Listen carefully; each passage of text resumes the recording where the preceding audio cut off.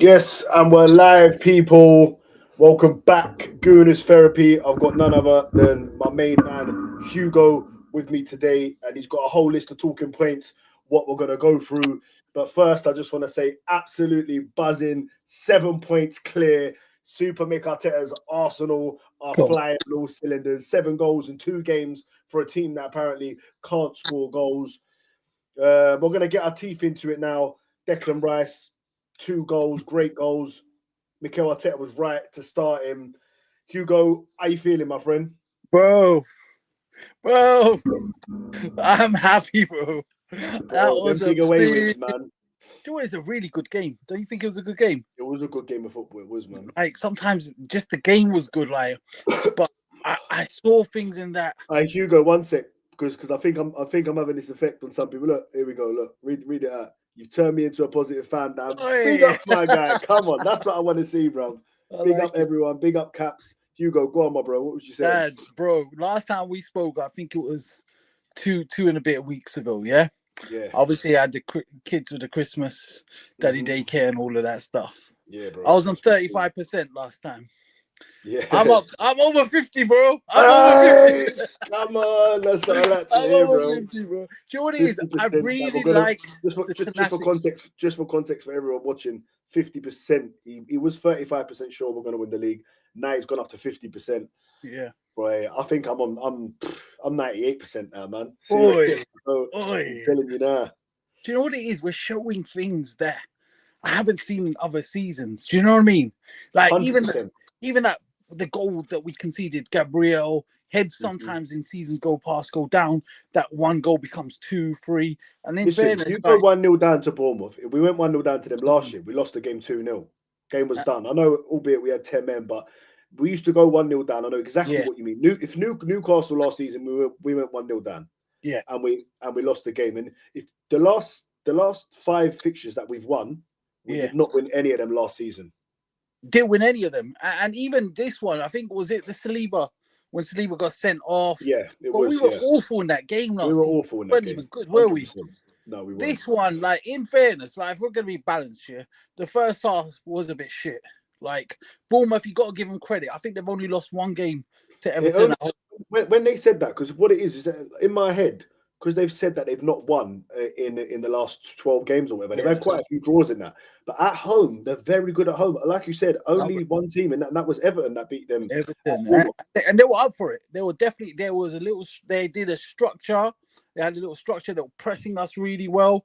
If that Clivert, when Clivert took that set, that after we conceded the first goal, Yeah, Clivert shot. I thought, oh fuck, that's a goal. And I yeah, looked around, like it was like this. Like I looked at it, it was still 1-0. But we should get Big Gabby. He was very shaky. Like you could see he's still yeah, rusty. Do you know what I mean? yeah. But he's such a goal threat, bro. Bruv, what a finish! What a finish! Merson said it best That's without like his at head. half time. Yeah. Yeah. Merson said that Gyökeres would. That's a finish that he would be proud of. It was a fantastic finish.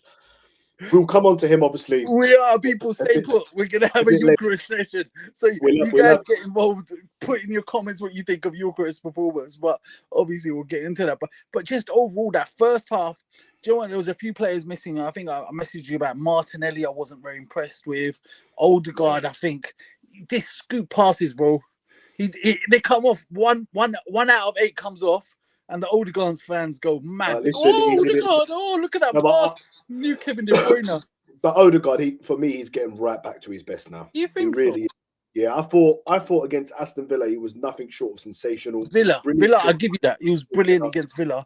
But other And, two games, he's had 15 game slots, 20 games. Like today, he had like a but you know maybe a what though? good 10 minutes, like Yeah, when he passed it. listen, the pass to Rice, man. Like I know people just see it as a quick pass. The awareness to know he was there when Rice scored the goal. What did he do? Did you see it? What he said? No. He watched the goal, the celebration. He was going Martin, Martin, and he went to look for Oh, him is it? Yeah. because he found him. Yes, I look at just see big up Rice's sloppy skills. kiss, bro. Big up What he did to skills. camera. King Arteta, come on, King Arteta. That is Come it. on, bro. Come on, bro. Um, It was an odd performance. Like, but here's why I will give Arteta credit, yeah. And he's got, in the interview, Dan, on Sky just Sports. gonna let everyone know we're gonna go through the comments in just a minute. Go on, my Yeah. bro. So Hugo. just this, I'll go on this point, and then we'll go through the comments. Arteta goes, look, they've got a whole backroom staff, analysts. They've actually got their own coach. So he's got all that data. He said we looked at the data and then we made the changes. He did that against Aston Villa as well, and clearly they saw some sort of patterns. Because when we come out in the second half, there's that statistic between 45 and 60 minutes, we score the most goals. That's not by chance. That's either incredible team talk. Exactly. You brought it up for me, and it's you have to give Arteta credit for that because he's clearly giving them a very good team talk, and he's tweaking things. I was on someone's show the other day, and he was like, "Oh, why do you think we were better in the second half?" I said, "Well, there was two managers. There was Unai Emery and there was Arteta." And both of them was at 0-0. And Unai Emery decided to go out and try and play a bit more safe. And Arteta went, no, we're going for this. He got into the players. This is why sometimes when people go, Arteta's not letting them off the leash. Bro, he is sometimes. The players are just not performing. The players are not always going to be able to play like that. And sometimes you have to just get into them. And like you said, between the 45th minute and the 60th minute, we've now scored 12, a whole chunk of our goals. Most of them have come then 12 minutes. It's no coincidence. So, yeah, I mean, look, not one point. Even when we 1-0 down, there was never a point I thought we were losing that game. The only time I got a bit nervous was obviously the last 5 or 6 minutes when they scored. There's no way to come back. But even when they went 1-0 up, I was still confident, whereas years gone by before, I would have been like, it's going to be a long day at the office. We're probably going to lose. We'll be lucky to get a draw. But there's a real resilience about this team now. There's a real fight. There's a togetherness. That they're all playing for each other. And there's just the depth. When you look at that, I said it to Dan. We did a pre-match live earlier, and I said to Dan, I said I'm not too annoyed at not seeing Trossard and Saka. I said for one, they get a rest. I said for two, imagine that you're bringing on, and it's exactly what you've done. You bring them all on together. Jesus, Trossard, and Saka. That's our front three. That's probably our best front three. The best three technical three players, and they all come on. And I thought Saka was excellent. Obviously, getting an assist was a threat every time he got the ball. And yeah, I mean, look, listen. As the whole, did we play well? Was it one of our better performances? Probably not. No. But there was great moments. We had moments in the game, and all of the goals they're the sort of goals I want to see Arsenal seeing. Yeah. Getting it out. They were all three of them were the same. Out to the byline, in, cut it back, and score. And that's Arsenal football. And I think a lot of fans have been crying out a little bit for that. And I kept saying it to everyone because everyone says, "Oh, we fall away at Christmas fall." It's a bit of a myth. It has happened a lot of times at Arsenal. But in 2023-24, we were top at Christmas, and then we lost to West Ham and Fulham. West Ham at home and Fulham. Yeah. And we went second. And then after the Dubai break, we won 17 out of the next 19. It wasn't enough to win the league. I can tell you now, you've put it in our thing, so we might as well go to it now. 16 wins you put in it. 16 wins to guarantee the title. That's what I'm on 50. Well, I'm over 50% now, bro. No, so is that exactly what it is? I worked it out. Like I think we've got 18 games left in the Premiership, yeah? And we're 7 points clear of City, yeah? All right, let's just say City draw tomorrow, which I think is likely to happen. Goal differences are the same, but City look like they're going to lose a few more games. Do you know what I mean? I'm telling you now, I've been saying it to everyone, Hugo. Yeah, I've been studying this thing, man. Like you'd never believe, bro. And I've done it every season, and most of the time, I've always said, you know what though, City have got the favourable fixtures. Every time we've been in the title race with them, and I've looked at our fixtures and looked at theirs, like, oh my god, we've got bloody. We do have City away, but we had Liverpool away right at the end of the season, United away, Chelsea away, Newcastle. Name me one away team that apart from Man City that you might be a little bit scared of going to. Because for me, that they're all teams that we should win, yeah. And a lot of the home fixtures, like you said in your last podcast as well, a lot of them are the home games, which is it's a massive advantage because we're a fortress. I want to know what people think in the chat. What's the percentage that people? How confident are you people? Give us a percentage. We're going to win the league or not? I mean, I know you want to go through some of the comments. Yeah, anyway. let's go through some of these comments because these are the people that we're doing it for. So big up, man. Big up, Max says, big up, Goon. I think he meant to say Goon, I'm assuming. Yeah. You've turned me into a positive. Oh, yeah, we did this one. Big up, Goon, Hugo. Big up to everyone. Yeah, this is the guy. So you're gonna have to tell me who this person is. No, actually, I googled him. You know, I googled him and I saw the old picture and I thought, Bro, I he don't was a know him. handsome guy. I'll take that, But bro. then I saw the Looking old at me. pictures. No, then I saw the old pictures and I thought, yeah, you know what? I'll take that. It's the green eyes, probably. If it was the younger version, I'm It was the alright. younger version. If you're Yeah, referring I'll to take me as that. the old version, then please Get allow in, me. lads. Big up, Eugene. Thank you for your comments and your love as always. What does it At say? this What does it stage, say? Yeah. I'll read it. At this stage, a clean sheet is just about the way. The best way to defend is by scoring more goals. This makes the other team the to be defeated mentality. It's better to win 3-1, 2-1 than 1-0. I don't know, just to win, really, innit, man? I mean, 1-0 wins are valuable sometimes as well. I hear you. It's a bit more of an exciting game, but I think I don't know, man. I think if you're conceding goals, it's a bit more of a worry. No, I'm with Today, Eugene. I'm with Eugene. You know what it is, bro? We've got a squad where we can stick it on teams, like and it's hard because I see your point because we're getting away with it. But the problem is we are getting away with it. Like even yeah, today, if they had scored, that we should have buried that game. But it could have been a 3-3 draw at the end of the day. It just it just makes you that when you've got only one goal away. Whereas we've got a team that's good enough, and I think Yorkers is the problem that we're going to talk about in a bit. That we can blow away teams. Do you know what I mean? But be confident. Just go for it. But they clearly Arteta has instructed them to play in a certain way. So I agree with Eugene. You don't. But yeah. 1 second. Okay. I don't know where Dan's gone. But yeah, guys, let us know what you think. What's your percentage that if we're gonna win the title or not? I was very skeptical a couple of weeks ago. I didn't feel that was going to happen. I do feel now, having seen the December performances, we've gone through some really tricky games as well. Aston Villa wasn't 100% confident on, but they came through it somehow. I don't know what was going. Emphatically as well. Sorry about that.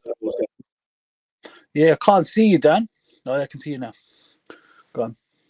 You can see me now? Yeah. I can hear you. I don't know what happened there. Internet's usually was good. Let's go through some of these comments because there's some good ones in here, man. Right, 7 points clear. Big up. Come on, 7 points clear, bro. AFC always, man. AFC always said earlier on in our stream that he let's read this out from. I just read that. Fuck the Chelsea. We don't rely on them rent boys. Let's read this one out. Yeah. Let's read. Madueke needs to take shooting lessons from Saka. Yeah, I agree with you, man. But he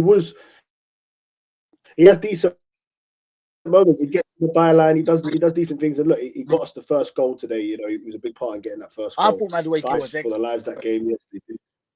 First half, I thought he was good today as well. Yeah. Madueke can. Yeah. Your Chris is much better. Yeah, another team that raised their game for the Arsenal, but we rose above it. Exactly. That's a brilliant point. They played well. Bournemouth played really well. They did. Real goal. And that's the thing, bro. They were flying at the start of the season, man. Yeah. They were flying at the start of the season. Victor Gokos, yeah, they were second at one point, weren't they? He ain't getting his name on the back until he slaps one in. Yeah, we'll come to him in a minute. Bournemouth pitch is small. It's very small. I've been there. It's a very small screen. Ever since Sakharine lost faith in Arteta and said he wanted Wenger back, we've been winning. I'm not. Is he talking about you? Yeah. So I used to go Speaker's Corner, and I used to. Oh yeah, you told me. Yeah. Oh, was that your name? Okay, cool. Yeah, man. Yeah. I agree with Hugo with that scoop pass. Yeah, listen, I've gone on AFTV and cussed at that scoop pass, but I do think Odegaard is getting back to his best. He gets one right out of 8. I think he's talking about you. Is he? Yeah, Hugo. Listen, he's definitely not a clown. He's my good friend. He can be a bit negative sometimes, though. I'll give you that. Arteta landing the minerals. There you go, mate. Look, everyone's starting to believe. This is a very good comment from Tarquin. Though we do always win when he plays, though. Which I feel we win more comfortably when he doesn't play. So if I am a hate preacher against Eucharist, well, do you know before today, we've won 80% of the games with him and only 40 without. Big up skills, and I hope these Emery fans left Arsenal to join Villa. Exactly. I know. God, Boy. please. Like I said in my AFTV, That my last speech, bro. AFTV interview, Bravo, bro. That was a sick speech. Even like, I think you converted a few people with that speech. I think I did. We're gonna do it this year.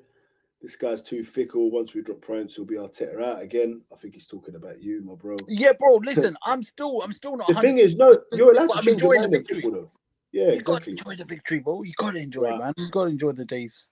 When you're Noni in. sends the menu to the shop. Yeah, he did. Semenyo played all right though. Semenyo was a pest the whole game, but Noni was better in the first half. Oh, did we get a raid? Big up Catching SB for the raid. I think we might have got a raid from them. Big up if we did. 50%. This person thinks 50%. Like me. Oh, this person thinks 25%. We're gonna win the league. Mafia boss. I think we got that. Here we go. Look, 45%. 45%. Yeah. 55%. I think I'm about that as well. 45%. Man City play Aston Villa on the last day of the season. That could benefit Arsenal. Wow, is that how they play? I knew they play. Well, yeah. Man City. I would love that game to have come like next week. Is it at City? I'm not sure. I think it's at City. We're winning. And you know we play? We play Crystal Palace away, but it's very likely they could be in the conference final in that same week, and they're going to be mid-table. So you know. Anyway, I don't think it's going to go that far, bro. I don't want to tempt fate. See, look, see, I was so negative a couple weeks ago. You're coming down to my thing, innit? Bro, listen, bro. Like seriously, bro. I saw City play and they were crap in that last game, bro. Like, do you know what I mean? And Shirky, I think, is an incredible player. How much of an impact Semenyo makes when he signs, I don't know. They need some defense. Their defense don't seem very balanced. Do you know what I mean? The defense seems gettable this season. I think Diaz has fallen. Rodri is just coming back to fitness. Gonzalez ain't the one for me. I don't think he's a great player. Do you know what I mean? Doku, no end product, is very skillful. Haaland hasn't been playing great in the last couple of games, although I've captained him this week for fantasy football. So I don't know. It's not looking sound, is it? Semenyo might make a big difference. I don't know, man. But there's something missing in that City squad. The balance don't seem just quite right for me. But who knows? You know what? This is a good point here, man. It did feel like a bit like an FA Cup game. You know, there was that bit of an FA Cup feel to it. I know exactly what you're saying about that.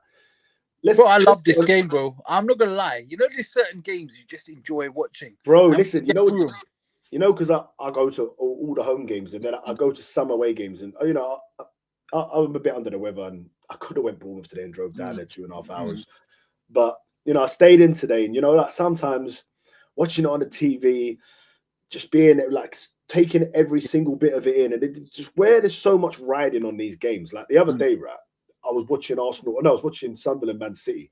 Now, because of like kids and family life and all of that, it's quite hard to watch all of the other games. I tried to watch Match of the Day. You know, back in the day, bro, I could just watch football all day. Super Sunday, Monday, Tuesday, Champions League, every game. Do you know what I mean? But sometimes now it's hard for me to do it. But and sometimes Man City games, I kind of know they're going to win if they're playing at home to Leeds or whatever. Do you know what I mean? But that Sunderland, I really felt Sunderland could do something in that game. So I'm watching the game. Mrs. is upstairs or whatever. Then she's come down. It's 60th minute, and she's gone. Oh, like, do you still want to watch this? Like, or can we put something on? I said, no, of course I'm watching it. She said, it's not Arsenal. Though. I said, it might as well be. Yeah, like this is as close to Arsenal as you're gonna get. Like, and because she's seen me in title race, she's like, oh, it's Man City. I'm like, yeah, it's Man City. And I was sitting there on the edge of my seat, like biting my nails, all like that. Like I was crying for Sunderland, and I'm no, and all like that. Do you know what I mean? And today was the same. So it's like I've had that feeling twice. But this is what Mikel Arteta has brought to this team for me. Yeah. Because as much as when people say, oh, we didn't win it. But listen, this year we have to win it though. But you need to be in this title race. Not many teams. Go through all the teams in history. How many teams? Like people will live. There's probably, like, for example, Crystal Palace won their first FA Cup, their first trophy in their lifetime. There'll be Crystal Palace fans. They'll never see their team in a title race. I think they was in the title race. I think they finished third one year, maybe going 20 or 30 years. But back when Be it Brighton, people like that, and Alabama. I think they were in the title race before, But I mean, if you can't, Everton were in it in the 70s and the 80s. They've not been in a title race since. So even just being in it, going like every game's like a cup final. Yeah. So when smaller teams play us, it's like their cup final sort of thing. But Arsenal, every game that we play now, everything's on the line. Even if we go 7 or 10 points clear, one loss, everyone will be starting to get a bit nervous. Do you know what I mean? So you can understand why people get nervous, Dan, as well. I'm one of them people. I'm like, I'll drop from 50% down, and call me fickle, but I'll drop from 55% down to 30%. We've not won it, so we've not won it in so long, and that's why it's going to be it will be such an unbelievable achievement if we are to win the Premier League. If Mikel Arteta in his first ever Premier League job comes in, transforms the whole team and wins the Premier League, and who knows, maybe another cup. We've got the Carabao Cup semi-finals coming up. But listen, let's move on to the Let me tell you a story. Let me just tell you a quick story before you move on to it. My son, he's 7 years old, lives in Derby, So I had him over the Christmas holidays. And I said to him, son, do you know what? He goes, Arsenal are top. I think we're gonna win it. I go, yeah. He goes, I think we're gonna beat Aston Villa. I was like, I'm not sure. He goes, I told you, Dad, we're gonna beat Aston Villa. I go, listen, at the end of the year, there's gonna be a massive party with millions of people, and I'm gonna be dancing. He goes, please, can you pick me up because I want to dance with you too. Yes, I really hope I can. I've kind of visioned this dancing party, this parade, because bro, London's gonna be on lockdown. If we win, bro, this is nothing. Like, there are so many silent Arsenal fans, bro. My daughter's 14, bro, and like the whole of a year, like I think 80% of a year support Arsenal because it's a cool team. It's a cool team. Listen. There was 250,000 when Arsenal won the FA Cup, and I think when Chelsea won the Champions League, there was 100,000. If we win the Premier League, there'll be 500,000 people. Oh, easily, all over London. I think it could even go to that. It will be like just a big one. Because it's an event. It'd be crazy, bro. Everyone knows an annoying Arsenal fan. Like, I'm one, obviously. Like, I'm sure you are as well. And like, but they still, because the Arsenal fans celebrate different, bro. We're a different breed. We're different, of course we are, man. We are, bro. There's a reason why AFTV. There's a reason why AFTV has got 1.6 million. There's a reason why all the big football content creators use Arsenal, because Arsenal fans are another level, bro. I don't care if Chelsea, Tottenham, they're not on our level, bro. And when Arsenal win, bro, I'm just gonna say, London, Sadiq Khan, you better be ready, bro. You better be ready. Listen, anyone who's come over from Catch, big up Catch and that, who's sent some of you guys over, make sure you smash the likes for us, subscribe to us. We're gonna have Dan, who was on Catch's show, Negative Dan, Real Schooner, whatever you call it. He'll be coming to join us soon. Right, Anton is someone I know very well. I've been on shows with him before. I'm not sure if you've ever. I don't think you've been on a show with him before. I have been with Anton, bro. Oh, you have been with Anton. Of course, you were at the first show, wasn't you? Anyway, look, I'm not having Gyökeres slander today. It's getting tiring. I'm sorry to say, bro, but again, he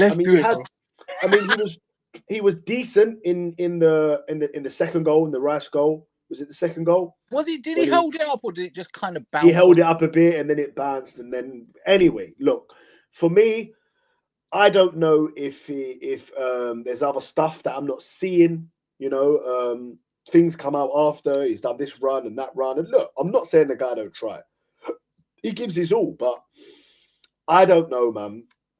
For me, when Kai Havertz comes back, because Jesus, I think, is more of an impact player. I don't think he's going to be able to consistently give you 90 minutes. And Jesus was really pissing me off today, by the way, at the end of the game, when he kept getting the ball in the final third. And I don't know what he was trying to do, brother. I was like, I've got about 2 hairs left. I've nearly teared them out. It was fucking. I was fuming with him. Yeah. We know we got a corner in the 94th minute, and we're so good at corners.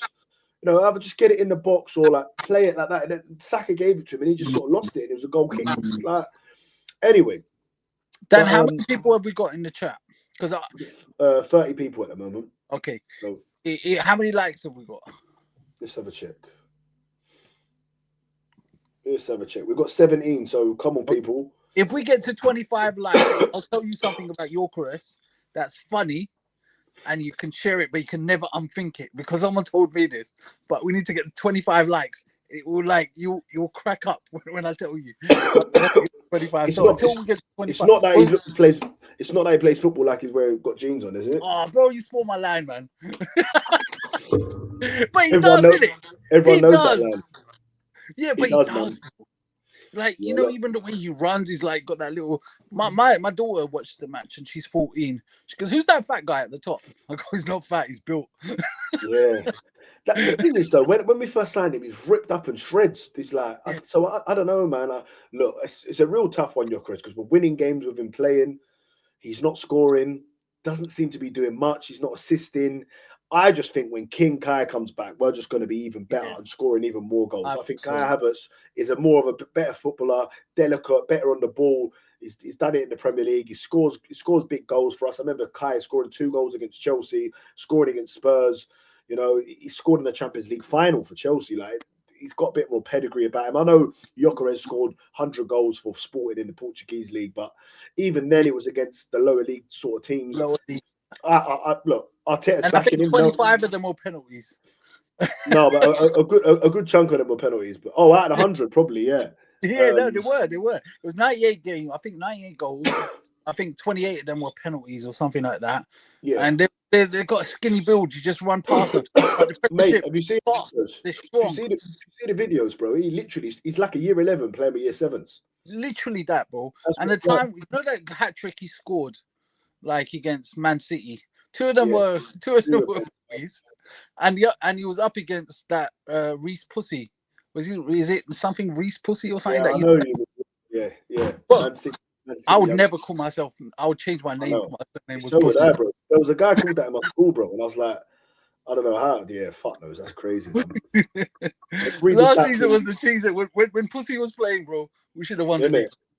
Yeah, but he weren't playing a lot though, man. He only played. He played quite a bit. He played quite a bit. He just went. He's at Celtic now, so played about 5 games. But anyway, I had big doubts. Odegaard will ever become good again. Yeah, do you know what? I had them doubts as well, man. But I think sometimes, you have to fully come back from injury. And really, some players, they need to be at their flowing best. But even today, where Zubimendi and Rice look shaky at times, he was a stable part of the midfield we could rely on, which is even more important. I totally agree. Hugo, when you said what we're going to discuss, you thought Odegaard wasn't good today. I don't think so. We all see football different. I thought he was brilliant. I agree with JT. Like first half, bro, he's awful, bro. First off, Odegaard was awful. Like, he does the press. Don't get me wrong. But even in like Aston Villa, I'll give you the Aston Villa game, he was good. Other than that, he has little spells like 15 minutes, he's good, 10 minutes, he's good. Today, maybe he was like good for about 5 or 10 minutes. But overall, I'm not convinced, bro. I thought he was very good picking up the ball from deep. I thought everything we did was coming through him. But like he got an assist of the goal and then he got assist of an assist. So I thought he was excellent today. Maybe. What do people think in the comments, bro? So yeah, well, no, I did have a against Kai Havertz. Mafia boss, I have to say, bro, you got zero ball knowledge, man. If you think them 2 players are shit, man, I think you have to have a bit of more of a football. I think Zubi wasn't great today, but Zubi was good against Aston Villa, bro. Unbelievable. I think you know what it is. You have to understand football. This Zubi, bro. Negative Dan does it, bro, isn't it? Like for me, you have to understand. People watch football differently, man, and you have to understand the game, bro. You know, I had people telling me before, Rodri wasn't a good player. Zubi, I think this is Lee Gunner vibes. Like, Lee Gunner, Zubimendi, if you press him, he's not. Bro, I've seen Zubi beat. I disagree with Lee Gunner on this, yeah. I think I love him as a content creator, but I fully disagree with this Zubimendi. I think Zubimendi's been an excellent signing. Declan Rice said it after the interview. He goes, Zubimendi's brain is just next level. He goes, I actually find it's a pleasure to play with him. So yeah, 100%. Who do he go? Hugo, do you know good shit? Dirty mind. Dirty mind. Don't talk about that. That's a Bollywood line, by the way. So. Big up. Semenyo had to go right wing. He knew he wasn't getting any change out of Timber. Facts. I thought he was very poor today. Who's Semenyo? Yeah, I think maybe it's he get injured and ruin his move to City. I thought he was so poor today. I think he was a test. I think he was a test. He was really poor, even for the goal. He just got skinned past like he wasn't even there. I don't. Yeah. You think he was trying to avoid an injury? I think so. Yeah, obviously he's got his dream move to Man City. He's going to earn triple the amount of money. He's gone. They're cheeky, Guardiola. City are cheeky. You know I mean? Of course, they let him play. Any other time, they say, "Nah, he can't play." I bet you he don't play against Spurs. I bet you he don't. Nah. Gabriel now has 20 goals in the Premier League. Wow. Tony Adams got 49 goals for Arsenal. Could he beat? And that's all in. So not interested league. I think Gabby's the second highest all times. I think who was number one? Someone I've read this stat. Guys, tell me in this chat who's number one. Who's the all time? Clinton Morrison. Big up Clinton Morrison, man. That's my Irish guy. Yeah. Tell us in the chat who's the all time centre back Arsenal top scorer. I think because Gabby's two behind them. I think. Oh, Well, Tony Adams had 49. Is there someone with more? Did Adams score 49 goals for us? 49 goals, yeah. Because I always wanted them to get the 50 if he did. Okay. Maybe I'm way off then. Yeah, Gabby's... Big up Waffle done, my guy. Big up Waffle, massive win. Wicked. Yeah, smash the likes, everyone, man. I think me and Waffle think quite similar as well. I think Waffle... I really like Waffle. He's a skeptical one. He's been hurt. He's got the PTSD like I have. Yeah, but I think he's a bit more on the positive side to you, though. I don't even want to say positive. I just say more enthusiastic. Just believes a little bit more. That's this, this positive, this whole positive thing. You know what I mean? Even the name, bro. I didn't call myself that. It's just it's having a bit more belief in the team. That's all it is, in the team and the manager. That's true. What I would say. And you got to enjoy these moments, innit? Like this season, like Joey, they're memories, bro, and it all comes sweet as well. Exactly. Who wants to just celebrate on the last day of the season? Fuck what they say about us. We're an elite club. London will shut down. You know that. Arsenal was massive. Arsenal's massive. Fully massive. Oh.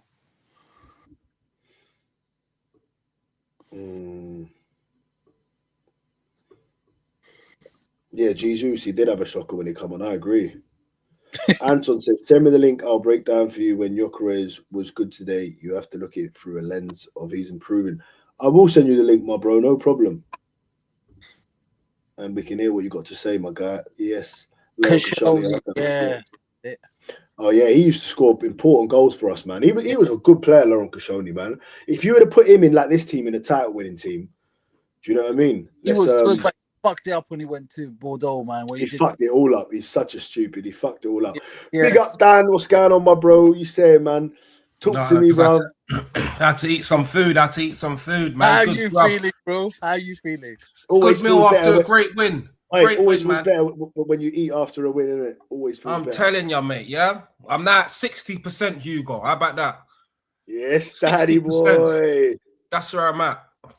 Yeah, man, good win. Solid performance. Mate, and Hugo's got it worked out. 16 more wins, mate. We win the league. Yeah, well, it's looking good right now. It's looking good. Yeah, my percentage has gone up to 52%. That's a random thing made up. But I said it before, I was more concerned about this game than Liverpool. Call me crazy, but I reckon we're slapping Liverpool over on Thursday. I'll be honest. I can't see nothing but a win. Hugo, stop with the negativity. Yeah, it's time to start being positive, man. I'm telling you, yeah. There's you. I'm telling you, man. Because I've been proven wrong. I didn't predict this. I did not predict. What percentage are you on? What percent? We do this every week, guys. I just said it at the start. I'm at 60%. I'm at 60% now, man. I'm on 52. AFC always. How much percent are you at that we're going to win the Premier League? I want to know. Because you said the only negative thing I can say right now is I don't know why you labeled this video Arteta'S rice machine. What's wrong with you, man? What's wrong with you, Dan? That is Arteta'S rice machine. What are you talking about? Rice machine. He's indestructible. It was though. Rice machine, unbelievable. Arteta'S rice machine, mate. It is. Yeah, top I draw. know you like that, really, Dan. I know you like. Listen, yeah. Top performance from Declan Rice. Wow. Zubimendi, I feel like he was good. That's it. That's what I'm giving him. It was a good performance. Steady Eddie. That's what he is. All this great stuff. I don't know about that. Odegaard was good, man. He was good. I don't think he was good, bro. He was good. He was good, man. He had some moments where he wasn't good enough. I said it. I was just on Catch's stream, the catch up, and I said that he's still not going in for the 50-50s. That's the negative thing I can say about him. He doesn't get stuck in. But I don't think we're ever going to see that from him. I think SB said that to him. We're never going to see that. He's not that guy. He's not that player. But I just feel like last 3 games, he's come with returns. Goal, 2 assists. Do you understand the pass to Rice? I'll tell you what. The pass to Rice, when Rice scored that goal, he went up over to the camera. He stopped and it went right on Rice. You see what he was saying, Dan? Martin, and he was pointing at him because he was the awareness to see him there. Awareness, perfectly even weighted. After that, he passed the ball to Saka, didn't he? When Saka crossed it in. So Yeah, I mean, when Martin Odegaard's on form like that, we're a much better team. And for me, Kai Havertz is the final part of the puzzle. Literally, so weird to say it, but he generally is. Final. Yeah, and this is what I'm saying. We're going into games playing with 10.5 men right now. I don't care what anyone wants to say about Gyökeres. 10.5 man. People want to tell me about the links. Anton wants to tell us that Gyökeres played well, bro. No. I'm not having that. I'm not having that. Even the goal, what we scored with Odegaard, people will say that he didn't hold up nothing. He just wrestled with the defender. Defender nicked the ball off of him, and it luckily went to Odegaard. That's not what happened there. This is what I said to my dad. It bounced off him. It bounced off his leg. He didn't try. Like it always does. Like it always does. But the positive is that we got the win, and the main person that I'm going to give the credit to, someone who I've been a big critic of, is Mikel Arteta. He made the changes today. He brought in Madueke. Saka hasn't been pulling up trees. Decision making's been poor. He hasn't been at his best in it. So he's dropped Saka today, something that we would have never seen before. He's brought in Madueke. Madueke was our spark. He was trying to make things happen. Very direct. And you got to give credit to Mikel Arteta. He made the subs when we needed to make the subs. And another great performance. Martin Odegaard, decent performance for me. People are being screaming at Eze, why is he on the bench? He's on the bench for a reason. That's why he's on the bench. He hasn't been good enough. That's the bottom line. Man, like Anton's in the cup, man. Something about Eze as well. I'll tell you something about Eze. Yes, Anton. I'm gonna tell you something about Eze. What Arteta said in one of his speeches, he said Eze hasn't played this many games ever. And Eze actually told Arteta, I need a mental break. So apparently that's the reason why he's on the bench. In terms of Gyökeres, and we're going to segue into Anton in a minute. In terms of Saka, I think Gyökeres makes Saka look worse. Because last season, Saka was getting a lot of assists. When Havertz was playing. This season, I've seen the bodybuilder have some easy, but he's always a tad too late. He's always a tad too slow. He's always a tad too wide. Now, if Saka's putting it on a plate for you, you're not finishing, it's going to make Saka's performance look bad. Saka's also been instructed to pass him, whereas in seasons gone past, he would beat the player and have the shot himself. And there's other times where Saka feels the pressure and he's taking the shots himself. That's because Gyökeres isn't finishing. That's all as a direct impact. And what you said, Realist Dan, is it feels like we're playing with 10 men at time. 10.5. I'll give him a half at least. Hugo. You understand? 10.5, man. I give him a half at least. Yes, he's battling with defenders and doing that, but I just spoke about what he's doing is entry level stuff, man. Yeah. He's doing entry level stuff. It's just not what we expected. Hopefully he comes better, he gets better, but he's doing entry level stuff. He's not pulling up no trees and it's not been good enough. And if Havertz comes back tomorrow, no one would be upset if Havertz is starting because he haven't done enough. And if anyone wants to sit there and say that he has done enough, i.e. Anton, it's madness. And people say, before Anton comes in, people say, get behind your player. Give him confidence. Bro, listen, everyone that tells me that, I'm still burnt from supporting Sterling, bro. I refuse to burn. When I see the eye test, I'll give him a chance for about 10 games. After the 10th game, bro, I'm out. Sterling has traumatized me. So, over to you, Anton. Nice to be back here on the Goodness Therapy. It's been a while. Here with my boys. So Anton, just before you start, bro, just for clarity. So you're saying if Kai Havertz is fit, let's say he comes on the next couple of games, 20 minutes here and there, scores a goal, you'd still be persisting with Gyökeres. Okay, so look, I think if you would allow me to, because I feel like I've been on the back foot with this conversation for a long time, and we have to kind of take this into context. Everybody just thinks that I'm like defending saying it's amazing. Sometimes I do that in the chat just because everyone is going completely the other direction, and I'm just battling back because that's the type of person I am. I'm like that. I'm always this. If you come at me like times 20, I'm going to give you 25 back. You know what I mean? So that's just kind of the way I am. But look, for all the people at the back, he has not reached the expectation. He's he's not been as good as I would have hoped him to be. Just for everyone to understand the context. But this is a player that I'm pretty familiar with his game, and he's not a technically brilliant player. He's not a Gabriel Jesus. He's never going to look sexy on the ball. He's clunky. At Sporting, he was clunky. He's got a very loose first touch. He's not actually good at really collecting the ball. He's not what I would call a techie baller by any stretch of the imagination. Sorry, 1 second. I just got to say, Tyrell, have you grown up yet, my friend? Have you grown up and seen the light? Like Dan, Super Mick Arteta. Go on, Anton. Sorry, bro.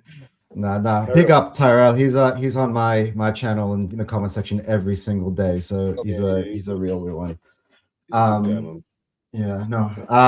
Look, to be honest, not every Arteta outer is really an Arteta outer.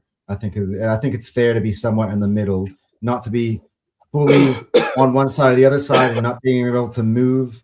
Sometimes being in the middle, just wanting Arsenal to win. You could criticize the manager. Anyway, for me, what I've seen of Gyökeres, what he does well when he's at his best, and he was doing it at points for Arsenal this season before his injury. Like, we need to remember that he started off with like a house on fire. He had a brace against Leeds. He scored against Forest. He had a brace against Atletico Madrid and then scored against Burnley before he left. So you get 3 goals in 3 games before he got injured. And the team was starting to figure out an idea of how they were going to work with him.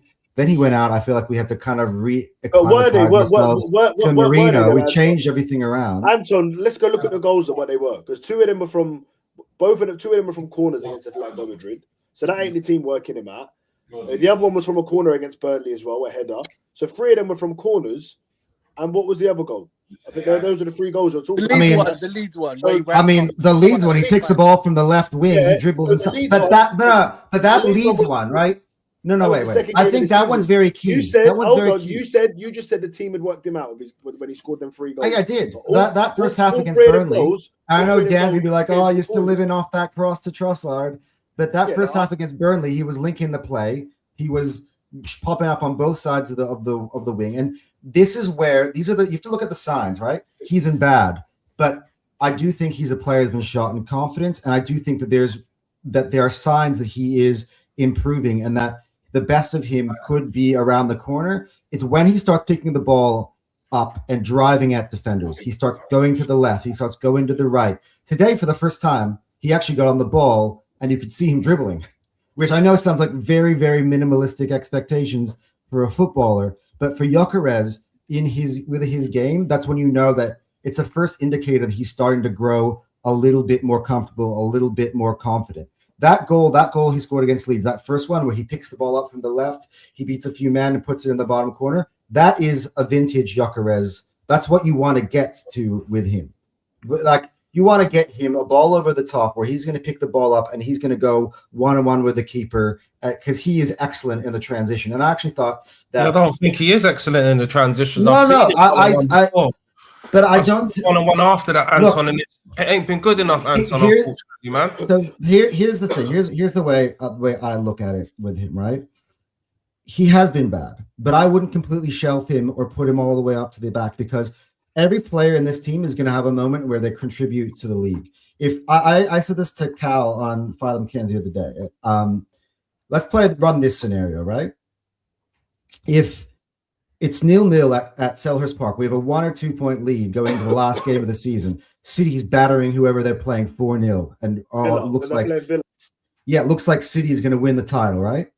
94th minute, ball comes into Gyökeres, bang, scores, gives you one of these. Arsenal win the league. Are you gonna remember that he wasn't good in December and January? That's not gonna happen, Anton. You're living in dreams. No. Fantasy. No, but even Dan, hey, listen, Anton, sorry to stop you. Dan said it before. This is exact Dan's word before the game. I can feel it. Gyökeres is gonna get a couple goals today. He said that to me about 10 times. Bear in mind. I said, it's not doing shit today, Dan. I'll guarantee. No, but look, nothing. today you guys aren't giving him enough credit for the hold up on the Rice goal. Anton, you see the scenario what you just said. I said that exact same thing on my last live. I said, listen, I'm not saying that he can't play a part because I said the exact thing you said. I said a Champions League final or last day of the season or a big game out of nowhere, but I think he should be coming on from the bench. I don't think right now he has to start because there's no. Jesus saying 100%. So can we go on the Havertz part of this, by the way, Dan? Yeah, Havertz, I think it's key. Havertz in 23-24. First half of the season, he played in midfield. So I'm not even really counting that, right? He got one goal, penalty that was given to him, right? He scored the penalty. Right. Anyway, second half of the season after the Dubai trip, he went up top and scored another 12 goals. So 12 goals in like 19, I think it was 19, 20 games. He was good. Right? And he was good. He was scoring clutch moments. He scored 2 goals against Chelsea, dunked on them. Great goals in a title race. Big goals. He scored. We Spurs 3-0 and was 3-0 up, and he scored against the corner. He scored against Luton. He scored against Brentford, a winner against Brentford. That's the picture of Arteta holding like that. Yeah. He scored against Man City last year. We beat him 5-1. He scored in the Champions League final for Chelsea. Like for me, Kai Havertz is a pure better footballer. No one could deny that. Links the play up better. And he scores more goals. So what does Gyökeres? Dan, look. I feel like I want to land my point here though, because there is a thing I want to say on the Havertz thing. Because the things you're saying, Dan, absolutely true. I'm on Kai Havertz, by the way. I'm not denying what you're saying at all. I'm not going to debate that because you know me. I will defend every single Arsenal player against anybody ever. That's just my brand. That's what I do, right? I'm not going to ever shit. I know I've done it in the past. Maybe just for the debate purposes of the Gyökeres Defense League. But I'm not actually going to go ahead, especially not with the rival fans in the chat, and start bashing Havertz or bashing Jesus. I know Dan likes to try to, realist Dan, tries to bait me into doing it, but I back off from it. Gyökeres was the best player on the pitch today, Anton, mate. Seriously. No, but you know what I was saying? In the first half, I thought we were so bad, but that Gyökeres getting on the ball and looking good was a bright spot because today for the first time, or second, maybe second time this year, your analysis of Zubamendi was bang on for that first half. You give the ball away 11 times. We couldn't hold possession of the ball. Bournemouth, that was our worst defensive performance of the year. And I don't know what it is about this stadium. It's what I was trying to tell you guys in the start. This is not going to be no easy game.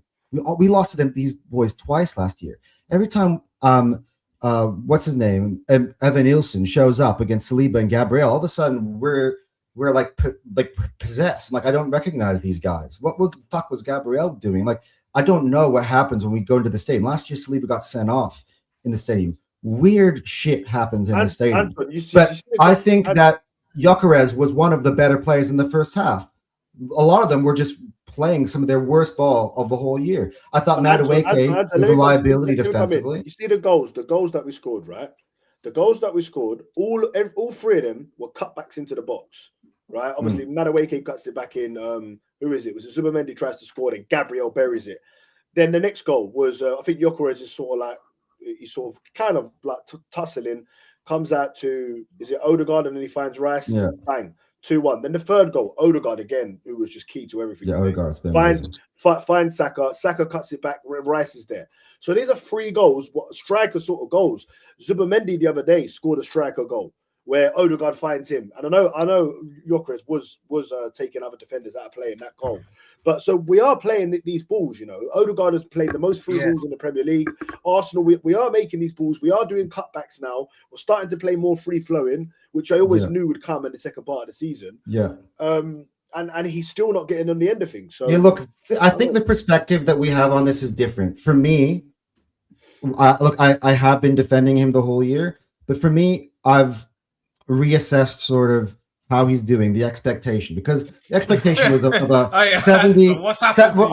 Listen, let me talk, because you know what? You asked me to be real, and now that I'm being real, now you're going to complain that I'm not defending him. I'm enjoying this. Like, you've seen the light, man. Go on, carry on. Wait. Of course I have, but this is the difference. I'll clarify the difference between me and everybody else on this topic. The pure difference.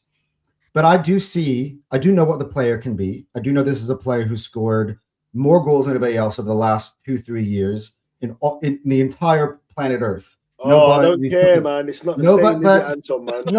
No. But again, keep saying that, Anton. Let me finish my point, and then you can come back in, right? It was literally just a little part of where I'm going. there is a potential for that player at some point, if he gains confidence and he starts to figure out this league, the finishing ability is there. Like you see that when he steps up to the penalty spot, there is no doubt about it. Like that's just the type of player he is. What I will say about Havertz, and this is what I've been wanting to tell everybody, because everyone's just wanting me to defend Gyökeres, and this is my point. I said this on my show a few hours back, right?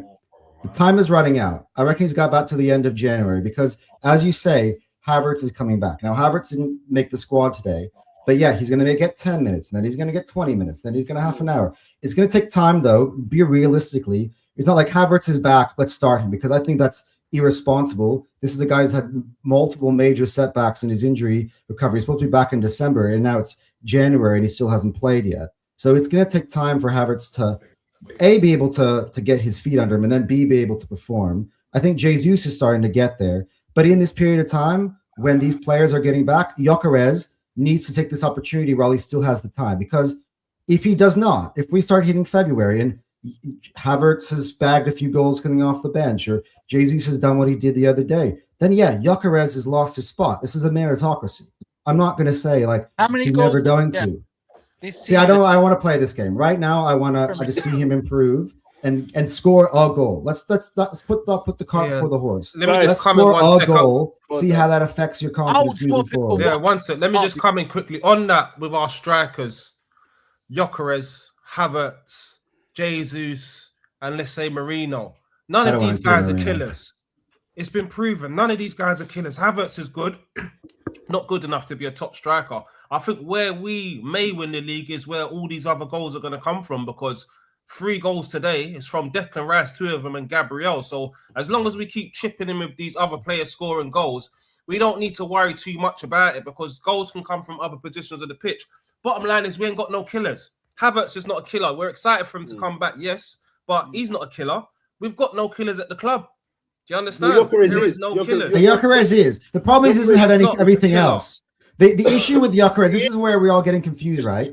Is that Gyökeres is not a good technical footballer. He doesn't have everything else. He has the finishing ability. He's dead on it. When he's 1-1 through on goal, he will not miss. I swear to God, he will not. And you know what? Why are you saying that? What happened against Brighton, Anton? He was 1-on-1 there and he tapped it to the goal. Again, look. No, listen, pressure and confidence is everything. I think what will be the best thing that could happen for him is that Kai Havertz comes in, scores a goal like on his way back, or Jesus starts against Liverpool or whoever it might be, and he takes a breather and then he comes on for the last 20, or when we need a goal, when we're chasing a game, and he gets a goal and he gets that elation, and who knows, we need to be realistic about signings, right? Because if you look at all the signings in the league, probably bar Turkey, none of them have really met, like attacking ones, none of them have really made the impact that we all thought it would. Everyone thought that Isak going to Liverpool, they were going to run away with the league. Isak's out. He's going to be gone for the whole year, and Liverpool have gone backwards. People thought Wirtz was going to take the... We're talking about Gyökeres. No. But let me land what I'm saying here, right? I think look at Calafiori, look at Marino. Last year, we thought Miles Lewis-Skelly was ahead of Calafiori in the pecking order. We thought Marino until he showed up against Leicester and bagged 2. We were like, we're done. I think next season is the year that Gyökeres, once he kind of figures out the league, I think he'll be better that season. Unfortunately, he's betting in this year, and it's not about his development as a player. It's about him just getting used to the league, getting used to the pace of the league, the way the defenders are, the positioning, the spaces, kind of figuring out the geometry of the Premier League and where he needs to get to get those goals. And unfortunately, we have to kind of bear with him for a while. And yeah, if he loses his place out to Havertz and Jesus, then that's fair, because those players also are part of Arsenal Football Club. They earn the right to compete for that spot, and if they win it, fair game. Like for me, we always have conversations about, oh hey, I like to see this guy starting today. I like to see that guy starting today. What lineup do you want to see, right? And I think it's fine. If you say, hi, I want to see Jesus start today, I think that's a fine take. I want to see Havertz, but it's like I want to see. But what I don't like is when you say, I want to see Jesus start today because Gyökeres is shit. For me, I don't bag our players. Question for you, yeah? Would you swap him if you had a chance in the January transfer window to swap him for Watkins? Would you swap him? And I want to know what the people in the chat say as well, because I would swap him in a heartbeat for Watkins. No, because because now we're trying to acclimatize Watkins to Arsenal. Because what does Watkins do well? He's great on the counter attack. That's what I'm saying with signing. That's why I don't think Semenyo is a slam dunk guarantee at City. I mean, Eze wasn't a slam dunk. We thought he'd be a slam dunk guarantee for us. He hasn't been so far because he has to kind of get used to being in a new system with new teammates. New signings don't always hit the ground running like we think. More often than not, they don't. That's the main point here. That's just why your thing about, hey, I'll give him 10 games for the eye test, whatever. For me, I give him a year. Because Calafiori, because Calafiori lost out to Miles O'Skelly. Now he's our best left back. Let me switch. I think you have to kind of like. Let me say something now, yeah. Let me switch the Disney fantasy into a Disney nightmare instead of him. Winning. All right, fine. I'll give you the positive side. What happens if we keep on giving him a chance and we don't get over the line? Like, who's gonna get the sack? It's gonna be Mikel Arteta again. Like. Yeah. Sometimes you just here's Dan's out of the room. Let me land my point. Yeah, sometimes we as Arsenal fans we see shit players, bro. We saw Sterling, we saw Willian, we saw Pablo Mari, we saw Holding. We knew these are not Arsenal quality. We saw Eddie Nketiah. Like, we gave Eddie Nketiah because he was one of our own. He got a bit more leeway. But we're at a point where we're going for the title. We could go for the Champions League, and if Gyökeres isn't scoring and the games, then there's a knock-on effect. This is a real valid and strong point that I'm going to make now.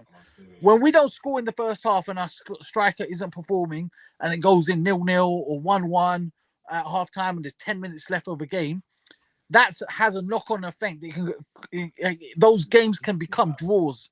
If we have a clinical striker from the start of the game that's got us 2 goals in the first 20 minutes or half an hour, the whole game becomes a lot more comfortable, manageable, and then we're more likely to go on and win it. So a quality strike. We're not at a point, unfortunately, 6 years in of Mikel Arteta's reign where we can afford to take risks.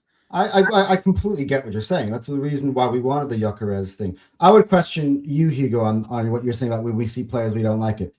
I'm a big AFTV guy, right? And before I knew you and before I've been on streams with you, I saw you behind the mic going, "Hey, Robbie, I've got an agenda against Kai Havertz. He's just not it." And today you're telling me, "Hey, I think Kai Havertz is the best striker at the club." So there is an evolution. There is a development. Players can get better. Do you not agree with that? Yeah, and that just proves how bad that Gyökeres has been, that we're now screaming back for Kai Havertz. Yeah, I'm not. He was meant to be the answer. Well, realist, let me explain that point to people, because a few people said that to me as well. Yeah, I did a video where I had a debate about Kai Havertz, and at that point, I 100% stand by what I said. Kai Havertz was shit at the start of the season, bro. Arteta was playing him in the wrong place. He was missing, and at that point, I think I got 2.5 million on TikTok. I got like the fifth. Yeah, you did. It was a big video. That was your breakout. But once we played him in the right position, see, that was more on Mikel Arteta. But I was King Arteta then. I couldn't really say it, yeah. But once we played him in the right position, now the difference is we're playing Gyökeres in the right position. Like, do you know what I mean? We weren't playing Havertz in the right position. Even then, if Arteta had played Havertz in the right position from the start and worked it out, which most fans did, I reckon we would have won the league that season. Do you know what I mean? Because those Havertz misses and that lack of confidence cost us that. I definitely agree. I've said that about 100 times on all platforms about the thing. But what we have to say though is different around this time around. Getting away from the whole player comparison is we're at 48 points after 20 games, right? We are 7 points clear. I don't give a shit about Villa. We are 7 points clear at the top of the league in terms of Man City, with them having to play Chelsea tomorrow, and I have no idea what lottery shit show that's going to be. I have no fucking clue. I hope we got a freaking lottery ticket that just comes up, luckily up in the right direction. But even if they do win that, we're still 4 clear. I feel like at that point we fucked up. Hold on. Who said this? Hold on. What's this? Why would you sack Arteta if he wins every game with Gyökeres starting? That's not what Hugo said though. Hugo said we don't win every game. Like we don't miss out on the league. If it goes south and we don't win the league, Gyökeres isn't scoring, then you have to. Guys, we're gonna move on because we've been on Gyökeres talk. Yeah. Let's move on to Liverpool, right? I want to come to you first, Hugo, on the Liverpool game. Massive game under the lights. Listen, I love playing Liverpool at home. We drew with them last season 2-2. We beat them the year before 3-1 when we had to win. It was a must-win game. Listen, Liverpool are not doing. I think we're 15 points ahead of them, something like that. They've still got to play. We could go massive game. We could go 18 points clear, and they've still got you know. Well, I was about to say a world-class player in Mo Salah, but Salah won't be playing. Obviously, he's in African nations. They've got Ekitike, who's looking like a top player. They've got Gakpo, and they've got attackers that can hurt you. Obviously, the defense has been shaky all season, but you know Van Dijk on his day, he can obviously still one of the best. How are you feeling about the game? Do you think you're confident we're going to go and win that game? I really want to stick it on them, bro. I just want to go fucking blast them out, bro. I hate, you know, there's certain teams that you just hate. Liverpool, Tottenham, Man United, Chelsea, Liverpool, bro. Last year, I still think they got away with one last year at the Emirates, but this year, and I go back to the earlier game in the season, and I know realist that Bruno agrees with me, we should have stuck it on them. They weren't on the best of form, and I know you disagree with him. I think now we have to, like, they're so unbalanced, bro. Like, Kirkes ain't the one, Frimpong ain't the one. They don't quite, McAllister's been poor this season. Up front, Arteta'S, even the last couple of games, he hasn't been great. Like, you can see he's a better player than probably Chris, not going back to that. But Gakpo's trying too hard. He's going into Gakpo form from 2 years ago. I think there's a real opportunity. Go, win, put a message to the whole league. Do you know what I mean? We're here. 18 points. Who's got the background there? Someone talking in the background. I'm not sure, bro. Dan, is that your brother or someone talking? Yeah. Oh, yeah, because it's coming through. But go on. Yeah, but Hugo, what you said on that, I think that this game today against Bournemouth was the harder game of the two. I think we're going to slap Liverpool. That's what I can see coming. Yeah. 100%. Yeah. As long as the atmosphere at the Emirates is like it was the other night and like it was against Spurs and like it was against Bayern. It definitely will be. Yeah, then I have no fears. I mean, who's been the guy who's been killing us the most over the years? Mo Salah. He's not going to be there. Isak is out. He's not going to be there. And I want to quote Hassam on this. They've been the one pass at all it takes defense. They are so liable on the break. In fact, it's actually funny. Of all games, I think that Gyökeres actually might be perfectly suited for. It could be this, just because one pass is all it takes. Have you said put that him in. before, Anton? I know. And look, all it is you're adding things into the catalog of opportunities for him to capitalize, right? Like I'm not saying it's going to happen, but it's a good opportunity. And yeah, if we can just soak up pressure just for a little bit, hit him on the break, we can absolutely run ragged over them. They have not had a good performance really at all season. They've put together I agree with against some poor teams, but they barely got, like Wolves. They clung on against Wolves. But congrats to them. They finally won a game. Leeds twice failed to win. Last time they couldn't score at Anfield against Leeds. More recently, there are a few other ones in there in recent memory that were pretty poor from them. They haven't been good. They're unbalanced. They're poor. Forward, they're poor, and I think we can actually play our strongest lineup tomorrow. Who are they playing tomorrow, Liverpool? I still think Liverpool are dangerous, man. Let's go through some of the comments here, man. I don't think they are. I don't think they will be dangerous, to be honest. Negative Dan is positive. New year, new me. Hey, Rash, if you're not positive right now, Rash, you need to be positive right now. There's definitely a lot to be positive about right now. Let's be honest. Yeah, Rash is probably Rash is sitting at home fuming, bro. He's frying things about. He's like, "Fuck, man, we're gonna win the league with Arteta." No, this can't happen. All of them, they're all doing that now, mate. They're all fucking going mad, mate. Trust me. They're all absolutely. And I was sitting on a stream with Hamza saying, "Oh, hey, we didn't win because it's cold." I'm like, "Well, by that logic, you're not winning till March, so you might as well give me the league." So if Liverpool come, listen, Rash, right now that man Arteta's proving us wrong right now, bro. You know what I'm saying? I didn't expect us to be where we're at right now. He's invalidating the entire process. Listen, if he wins this, I predicted with Dan that come Christmas time we'll be 10 points off the top. So I've amended after the Maresca sacking. I've amended my double prediction to a mini treble. I think we're winning this Carabao Cup. I think we're destroying Chelsea. I think we're destroying them. So we got to stop the stream right now.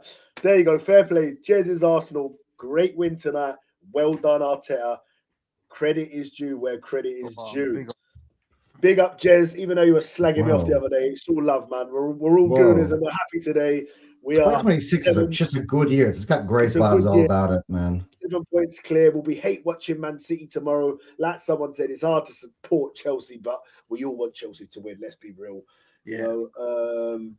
But yeah, man, listen, look, things are looking very good. And look, this is, I was saying to Hugo before you guys come on, this is what you watch football for. And this is, for me, what Arteta's done to the club, you know, being in a title race. How many teams? Crystal Palace won their first trophy ever just last season. How many teams are in title races? Big teams like Everton ain't been in a title race since the 80s when they actually used to win leagues.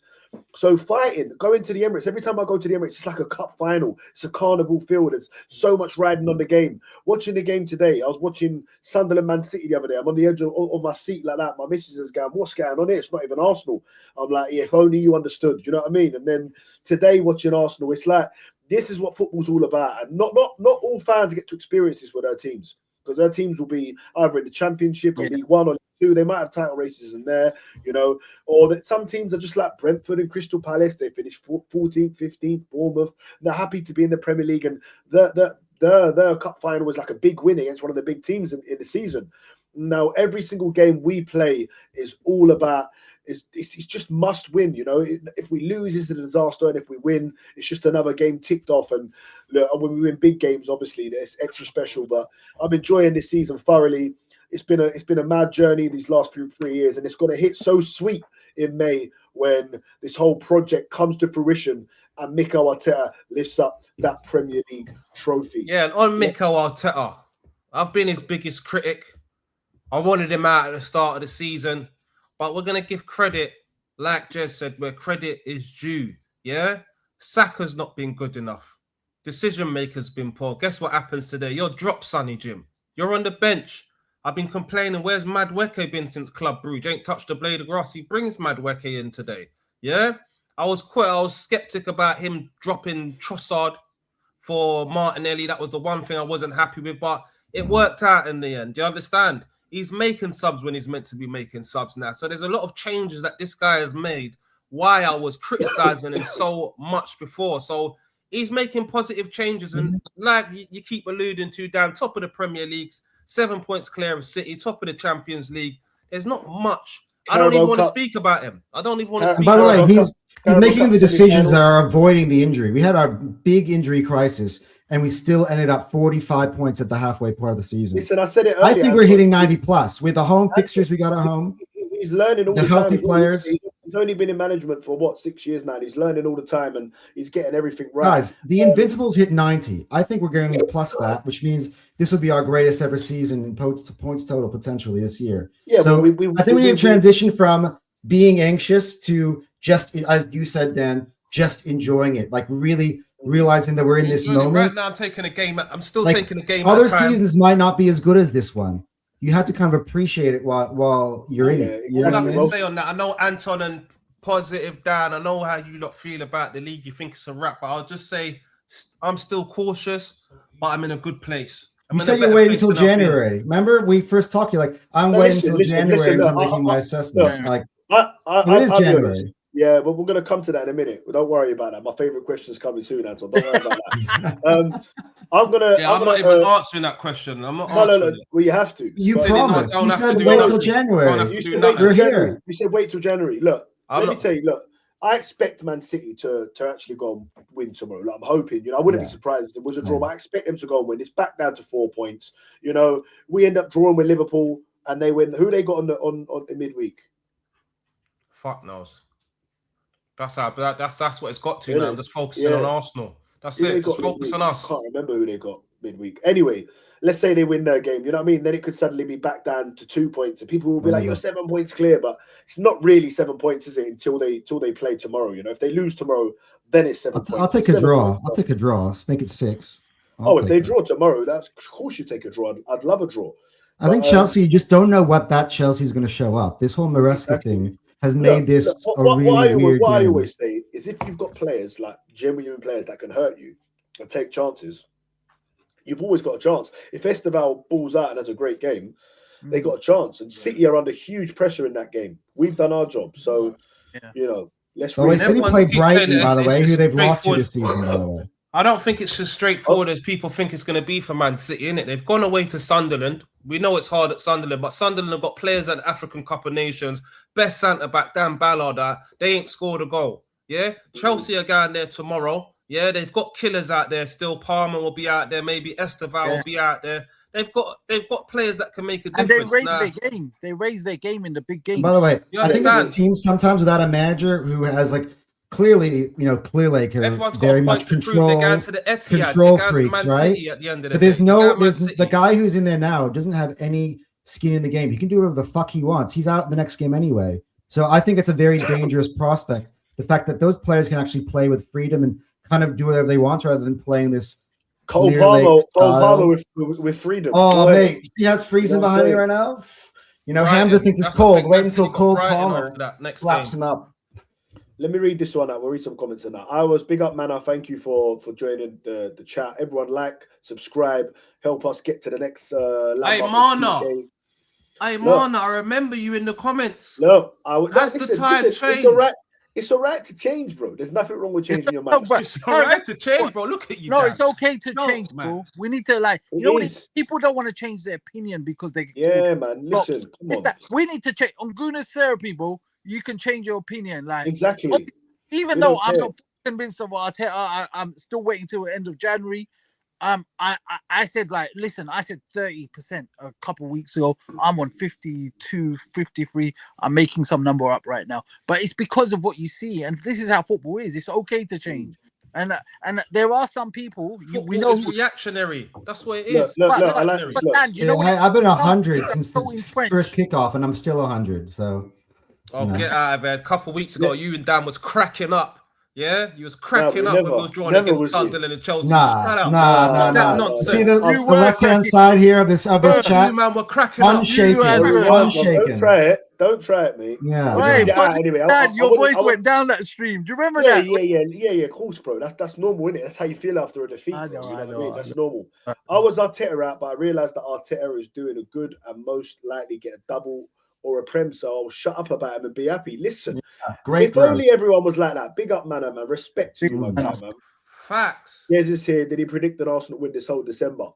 I couldn't tell you, man. I know he said we draw with Villa and we won. I'm not sure what he went with the Bournemouth game. He did actually. Oh, look, here they go, backing each other up. Go on, Rashid. Oh, Rashid, you keep saying that his line is, you win battles, we win the war, bro. We're all Arsenal fans, so I don't know Bro, what war we've you won win. Arsenal. No. Let me finish. He wins the war when we don't win the Premier League. Is that what you're saying? How do you win the war? I don't get it. How do you? Don't win you a war? want Arsenal to succeed? I know. What is you winning? Is you winning saying, Arteta didn't do it, he's got to go? Or is you winning, Arsenal winning the Premier League? Because if Arteta wins the Premier League, I think we all win. You lot just have to, it's not that bad. You just got to say, fucking hell, I got it wrong. Big up to the guy. Done. That's it. It's easy. You know what I mean? Moving it's not on. some big thing. You ain't got to write a letter to him on that, and don't worry about it. Come on, Rashid. Anyway. We believe in you. You'll get there eventually. You can have different opinions, but you've got to admit when you're wrong, you're wrong. I love this, man. That's These it. streams You are know gonna- what it is? Wait, To be These sitting there streams- right these now streams are trying gonna to nitpick. hey, Dan, these streams are going to get better and better, bro. You know that? Yeah, that's what I'm saying. To sit here right now and try and nitpick and find negative things to talk about, it just don't make no sense right now. Do you understand? The guy has been getting it right, evidently shown by a position in the Premier League and other competition. He's been getting it right. However, we've been doing it with a bit of luck.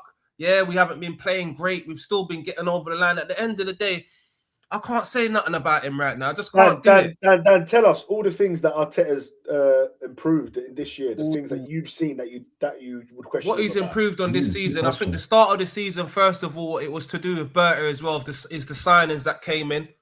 That was the first thing that I saw. Then it was his in-game management. Before he would never make subs. Yeah. He's making subs earlier now, 60 minutes, 70 minutes. He's rotating players now. He's rotating the squad. He's taking players off when we're 4-0 up, i.e. the other day against Villa, he took Saka off. Yeah, protecting the players. Declan Rice had the issue against Aston Villa. I think the old Arteta there, he puts ice on his knee and he throws Declan Rice out there. He's rested him. He's back today. He scored 2 goals. It looks like he's been vindicated for that move. So these are the things that he's doing, man. these are the things that he's doing. He's not making the same mistakes. Defensively, that's where we fell short in the previous season, and I feel like he saw that and he made signings in the defensive position, so we've got more strength in depth now, i.e. Hincapie coming in on loan. So yeah, these are the things that he's done, man. So I'm going to give him credit where credit's due. It looks like he's changing. It looks like he's changing, man. And it's going to be proven at the end of the season. I hope he gets over the line, yeah, because I want Arsenal to win. I want Arsenal to win the Premier League. I want them to win the Champions League. So I said at the start of the season, Dan, this is what I said at the end of last season. I said, love this version of you, my friend. Yeah? This is amazing. Listen, ask Dan, this is what I said. I said, I want Arteta out. He's not the man. He's not going to get us offline. When I found that Arteta's not going nowhere, inadvertently, I've got to support him because I still want Arsenal to win the Premier League. So I've got to get behind the man, pause. I have to. I haven't got a choice. And you sitting there all season saying he's not good enough, Arteta out. You know where that's going to put you? In a negative place. Let's just see what happens. End of the season, we address it then. That's it. That's where I'm at. What if we go on and we dominate English football for the next 10 years? Are you still going to be Arteta out? Or are you going to actually change? He's not Arteta out, bro. No one's Arteta out at this moment in time. I don't think. To be honest, I actually want to address this Arteta in, and this sounds very basic. I don't think anyone's Arteta out now at this moment. No, but I hate this whole concept. For me, I'm neither. I'm like, I just want Arsenal to win. Why are we going to sit here and push an agenda about the manager? If we're winning, I don't care. If we're doing bad, okay, we'll assess it. But we're top of the Premier League. We're top of the Champions League. You know what it is, Anton? Anton, look, if for me, everyone can have their opinion, right? And I know it's YouTube, so maybe we kind of have to be a bit more opinionated and stuff. But the way I see it, Arsenal in. There you go, Cap. Yeah, exactly, Cap. Yeah, the way I see it is that some people, would go if you have a normal conversation with someone in a pub or wherever you go, looking forward to the game. Do you think we'll win the league this year? And they might go, I don't know, man. You go, why not? I'm not sure Arteta can really get us over the line. And then you'll go, I reckon he could. And you go, you know what? I hope so. And that's it, sort of done. And then if he wins the league, they'll turn around and go, you were right, man. What top manager? And you know what I mean? He's done it. I'm so proud. And that's kind of that would be it. But nowadays, because of YouTube and people just get this thing where they've said they don't like him and he's not going to win it, so they will die on their sword. Like I said earlier, you want the I told you so moment. That's what they were asking. Yeah, I was watching. Who is it? One of them guys. They're all the same to me. They're all League Gunner bloody. They're all trying League Gunner carbon copies, isn't they? But it was one of them, and they were one of their streams, and they were saying that if Arteta won. If this is actually what he said, that's who it was. It was Shane. It was Shane Gunnar, and he said that if Arteta were to win the Premier League, this is how you know they're starting to get oh my god, he might actually win it. You know, they're starting to believe he's going to win it. Clearly. So what he said is that if Arteta wins the Premier League, he'll give him another year. And Fair Play said he wouldn't sack him now. When someone said it in the 1 year in the questions, he said he'd give him one more year. He goes because that's what big clubs do. And if he's not doing well, then he's back under pressure on forward watch, as he said. But he said if Arteta were to win 3 Premier Leagues in a row and a Champions League and a couple of cups, it still would just be all right because of what he done in his previous 5 years. So you're telling me a manager that would win 3 Premier Leagues, never been done in Arsenal's history. You have to go back to the 30s when we won 3 league titles in a row, right? We've only got 3 Premier Leagues. So if Arteta were to do that and win a Champions League, we've never won in our history, plus a couple of cups, that would just be all right. For context, Jurgen Klopp's won 5 trophies, right? He's won the Club World Cup, a Carabao Cup, an FA Cup, a Champions League, and a Premier League, and a Super Cup. We're not counting that because we're not counting Community Shields, right? So he's won 5 trophies in 9 years. He's nothing short of a legend. He's that's not all right. That's fantastic. Do you know what I mean? So some people, it's definitely an agenda. 100%. It's obviously it's what they talk about every single day. So it must be, because when I heard that, I was like, wow, that's crazy. That's preparing yourself for what you've just said, Anton. Because let's be real, guys. If Pep stays, and let's say we do win it. I don't want to get ahead of ourselves here, but let's just do it, man. Why not? Right? We're having a bit of fun. It's YouTube. If we were to win the next couple of Premier League titles, back-to-back titles, something Wenger didn't do, something George Graham didn't do, it'd be a massive thing for Arsenal Football Club. And if we did do that, right? If Pep was still there, you'd be like, you know what? He could City sign. Say City get a Van der Ven at centre back, and they sign, I don't know, another top midfielder let's just say they sign a few players and City could come, you know, it's not to say Arsenal were just going to win every Premier League. Liverpool are going to spend again. Teams come and you're going to improve and stuff like that. But if Pep were to leave, and that's why I want us to win it so badly this season. If Maresca comes in, oh my God, man. I want Arteta to win it while Pep's there. I don't want him to not win it this year and Pep leaves. And then he win, you know what I mean? I want him to win it while Pep's there. I want that moment to happen, that sliding doors moment, passing, handing over the baton. Pep Guardiola handing over the baton to Mikel Arteta, him winning it with Arsenal, you know what I mean? And then the next season, if Pep were to leave, I think he'll stay till his contract ends, which is that would mean he'd stay next season as well. But if he were to leave this season, and it's just Arteta as Premier League champion, and Liverpool got Slot, all right, another one who's won the title, and you know what I mean? They can only get better next season. City with a Maresca, you know, it's going to take a bit of time. I do think he's a good manager, but you're right, Anton. We could potentially be. It could be like a dominant era. And think about this as well, by the way. We were talking about yesterday about all the young players coming in, and this is where the Arsenal are really well positioned. I don't think we talk about this enough. We already positioned for our next generation to push through. We bought the 2 Ecuadorian twins. We got Max Dowman sitting in there. You know, remember Ethan's still 18 years old. MLS is still 18 years old. What happens when we start winning is these players, as they develop, are developing in a winning culture. There's a winning standard. The Arsenal will then be breeding winners as we keep going on. Look at Phil Foden at Man City for an example, right? Phil Foden is the player he is now because he came in a winning culture. He was winning, you know, Premier Leagues and Champions League before he was even really exploding. You know, his first really, really big year was after they won the Champions League, right? Like the likes of they can bring in a Nico O'Reilly, he can look great off the back, has been winning. Look at guys who are other clubs, Morgan Rogers, Cole Palmer. Those guys are as good as they are now because they were coming through while the environment was positive. Bukayo Saka's 24 years old, right? Like this team is only gonna get better. There's an evolution where we start bringing in winners, and we're never gonna really drop off.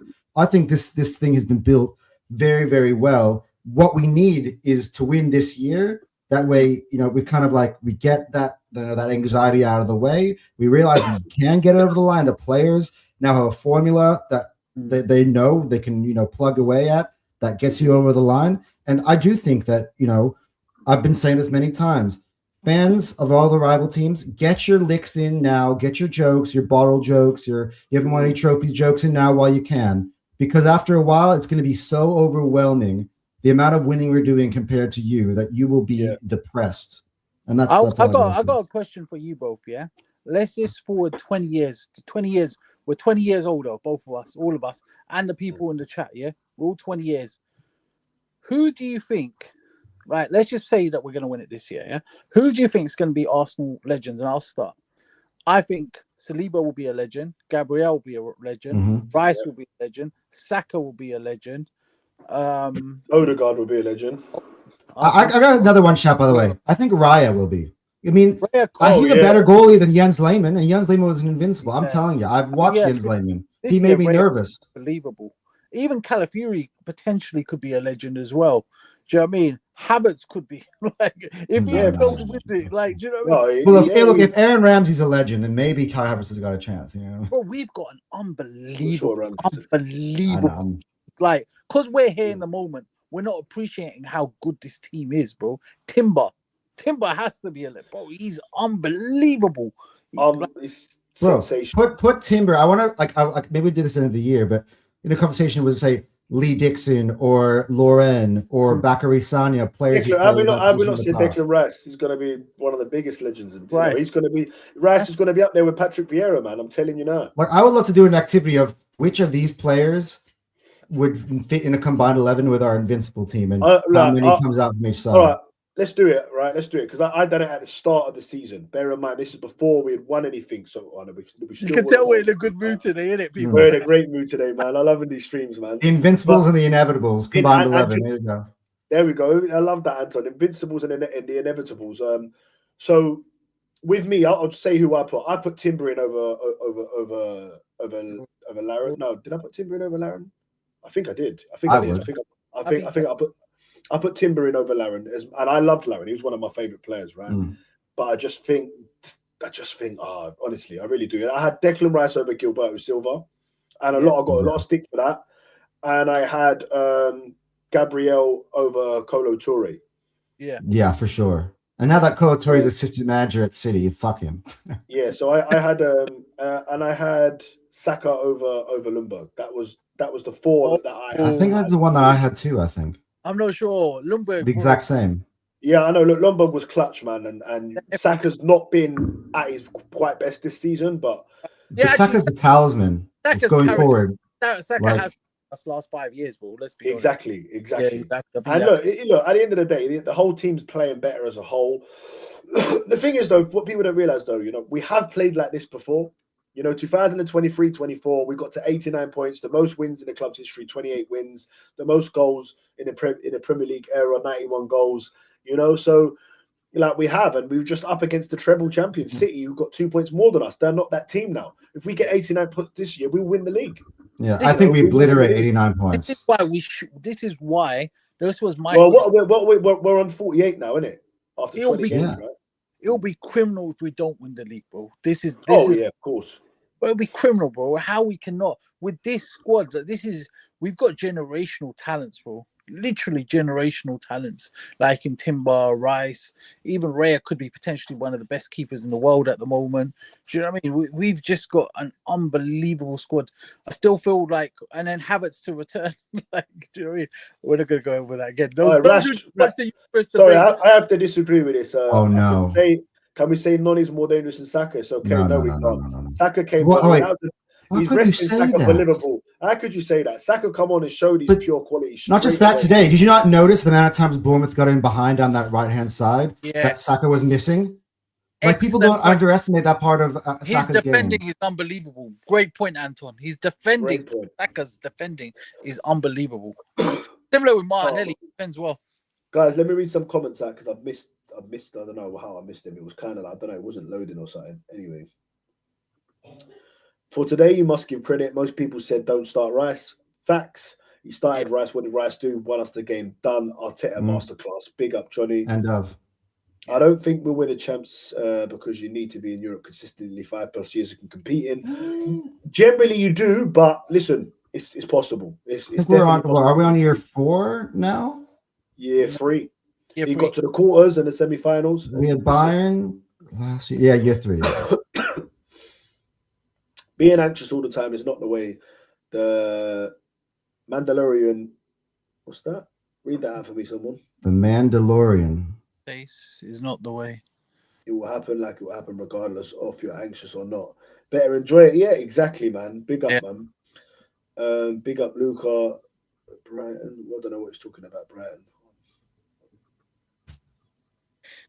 Oh, it's because they're playing Brighton. That's who they're playing. Yeah, I asked the question. Oh, City got Brighton at home, so they should win that. They're Brighton away. Because I think they got Brighton. They lost to them earlier this year. So yeah, Brighton are usually tough for City, bro. Yeah, look, I mean, it is 7 points at this moment in time, but I agree with you. It's we can, but people will come back, and if we do go behind, or God forbid, you were 7 points clear. Yeah, I think you got to give us credit though, because they were breathing down our neck for a good month from Villa to Villa, I will say, right? And while we were all anxious and complaining about, how bad a performance looked like, as bad as Wolves looked like, for instance, right? We're still chalking off win. Now we get to this point, you're like, hey, you know what? I'll take that 3 points against Wolves. Thank you very much. And that's kind of what Wolves that what just drew United and won 3-0 today, Yeah. And do you know what's nice? The pressure's on City. The pressure is on City. So it's now, how do you feel when the pressure? I remember some of these players are new, like Shirky, like some of these new. They're not used to the pressure. This is not the Man City of old. So it's how they handle it. Exactly, yeah. But this is silly here from thing. Not yet. You can't change. End of the season, you can change. What's that about? Why would you could change your mind anytime you want on how you feel. Rashid, the only way that we think about a change is if we don't win the league from here, which I do think that if we don't win the league from here, I do think that conversation will come up, because then we're going to really question if he can get it over the line, because he was in a perfect, excellent position. But I think right now we can't talk about that at all. No. I don't even want to get there. I don't think it's going to happen, to be honest. Big up JT. Therapist Positive Dan is doing a good job. The therapy is working, looking at how all the patients are finally getting out of depression. Yeah, exactly, my guy. That's the best comment. That's the best comment. That's the best comment of the day, bro. Look, we've got to start doing comments of the day, innit, man? So, JT, you got the comment of the day, my guy. Big up yourself, man. Always here showing love. There are a few good ones in here that we were saying. Yeah, there's loads, man. Big up everyone, man, who's been coming and showing love to us, man. We're a new channel. I keep saying new channel. We're nearly half a season in now. You're freaking growing. You're what, 1.1, 1.2K now? And yeah, bro, this channel, Dan, I said this channel is going to be massive. Give it a couple, bro. Watch how this blows, bro. Because you guys have got the personality as well. You know, it's gonna be massive. So be one of the early subscribers. Tell your friends and family, man. Get onto it, bro. Yeah. I got from my channel. I already got a mod list from when I get monetized. I'm like, I remember you were here for me when no one was. You were here for me when no one was, and I will repay those guys in kind. I think you have something similar too. The top guy, man. Oh, 100%. Yeah. I can tell you where Arteta outs were wrong and strong. The Partey case, all of them cast Arteta. Why didn't he give an extension to Partey when they heard what Partey did? Silence of the Lambs. Well, I'm not. Right, on that point, Dan, did you know Belgium on AFTV? Is he still arguing with you that Zubimendi? What was it? That was someone in the background, isn't it? Yeah. What happened? What did he say? No, he just said it while I was doing my interview, bro. I was in full flow, bro. So I was like, listen, calm it down, my bro. Calm it down. What did he say, Belgium? You were saying Partey is better than Zubimendi. Oh well, Dan, Realist Dan says that. I don't know where he's gone to right now, but he's been saying that all the time, and I've been looking at him side-eyed since the start of the year. I'm like, what are you talking about? Zubimendi is a baller. He's technically brilliant. I'm a big Zubimendi fan. You know what Zubimendi is? He is like a mixture of Busquets and Xavi rolled into one in terms of a Spanish player. He may not be as good as either of those things, but if you were to make a hybrid of them and they were going to make a kid, I think that would be Zubimendi. Sure. On that Zubimendi point as well, let's just pause there. Yeah. Remember at the start of the season, we weren't even conceding shots on goal, and that's not a fluke. That's when Gabriel was at his best, and that's when Zubimendi in with Rice, and we're playing that. That has to be partly down to Zubimendi as well. He does he breaks play, he nudges people off the ball. For a small guy, he wins a lot of headers. Do you know what I mean? He's very intelligent, and people don't always see. He's Spanish. They're all like when we play Spanish teams. They're little bastards. They're little actors. They roll on the floor. Wait, go back to that. Dad, go back to that comment. Odegaard legend, yeah? No, bro. Yeah, I mean, listen. He's not. You know what? Hey, if he's the captain for our first Premier League title in 21 years. No, but if we win the Premier League this year, then that's legend status cemented, bro. If he's the captain, Champions League and the Premiership. No, if we win a Premier League, bro. Odegaard is in there. Yeah, if he's the first captain to lift the Champions League at Arsenal history. Yeah, or even the Premier League, first one in 22 years. He will go down as a legend for me. Yeah, he had a bad patch, bad year. For the most part, he's been a great player for Arsenal. Let's not let that cloud that. He's going to be integral to us winning it. I really do. Trossard will be a Lundberg. I've said that. I've said he's very much. Yeah, it's actually a great comp. I love that. He's a cult hero. Yeah. I mean, look, Jens Lehmann, he came in his first season and went unbeaten. So you have to give him huge credit for that. David Seaman, of course, is my favorite. Seaman's my favorite, bro, of all time. Yeah, I think undisputed.